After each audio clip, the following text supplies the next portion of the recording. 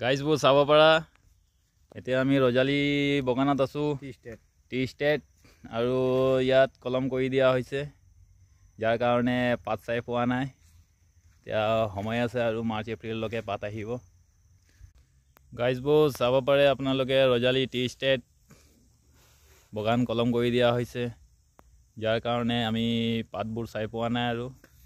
আৰু পাত আহিব হৈছে মাৰ্চ মানত পাত আহিব নতুন পাত ওলাব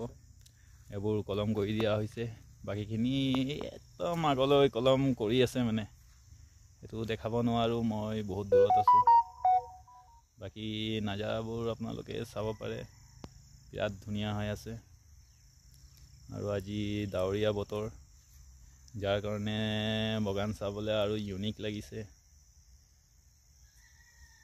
মই যিমান পাৰোঁ আপোনালোকক দেখাইছোঁ এইটো আমাৰ ডিব্ৰুগড়টো দুলীয়াজান ৰোড এইটো ডিব্ৰুগড় ডিষ্ট্ৰিক্ট দুলীয়াজান ডিব্ৰুগড় ৰোড পৰে আপোনালোকে মোৰ বাইক চাব পাৰে ক'ত ৰখি আছে Yamaha RX100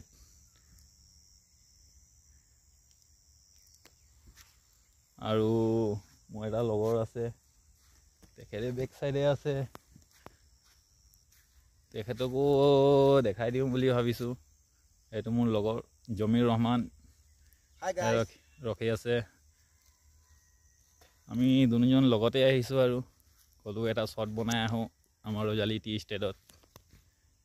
আপোনালোকে চাব পাৰে যদি ভাল লাগে কমেণ্ট লাইক শ্বেয়াৰ কৰিব